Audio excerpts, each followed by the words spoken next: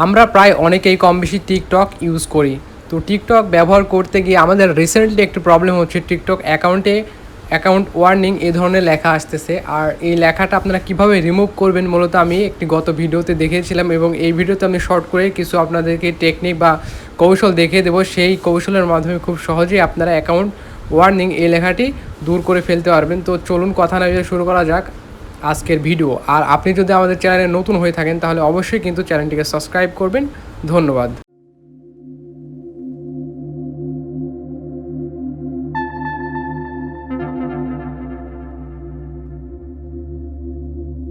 Welcome back.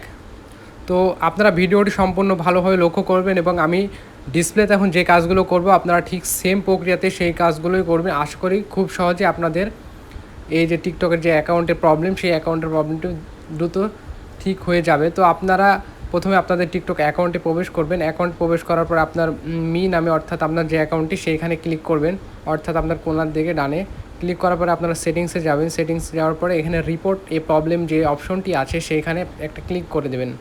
তারপরে আপনাদের সামনে নতুন একটি ইন্টারফেস শো হবে। জাস্ট একটু সময় লাগতে পারে, সেজন্য আপনারা একটু অপেক্ষা করবেন এবং কাজটা খুব ধৈর্য সহকারে ভালোভাবে করার চেষ্টা করবেন। আর ভিডিওটি অবশ্যই আপনারা সম্পূর্ণ দেখবেন, তাড়াহুড়ো করবেন না। তারপরে আপনারা দেখতে পাবেন এখানে বেশ কয়েকটি অপশন। তো এখান থেকে আপনারা অবশ্যই সিলেক্ট করবেন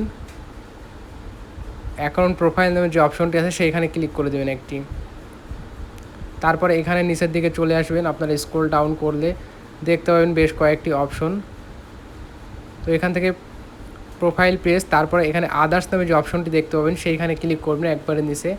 তারপরে আপনাদেরকে আরও একটু অপেক্ষা করতে হবে, নতুন একটি ফাংশন আসবে। তারপরে রিপোর্টে প্রবলেম এখানে আপনারা নো করে দেবেন। দেন নো করে দেওয়ার পর আপনারা দেখতে পাচ্ছেন নিড মোর হেল্প, তো এইখানে ক্লিক করে দেবেন। ক্লিক করে দেওয়ার পর আপনাদের সামনে একটি লেখা লিখতে হবে, আর এই বক্সে আপনার একটি স্ক্রিনশট দিয়ে দেবেন যে প্রবলেমটি হচ্ছে সেই স্ক্রিনশট, এবং কী লেখা লিখতে হবে সেটা আমি এখান থেকে দিয়ে দিচ্ছি। তো প্রথমত আমি গ্যালারি থেকে এই স্ক্রিনশটটি এখানে শেয়ার করে দিচ্ছি। আর এখন আমি এই লেখাটি এখানে টেক্সট আমি কপি করে রাখছি, জাস্ট এটুকু আমি এখান থেকে কপি করে পেস্ট করে দিলাম। তো এই লেখাটুকু আপনারা সম্পূর্ণ ভালোভাবে মনোযোগ সহকারে লিখবেন, কোথাও ভুল করবেন না।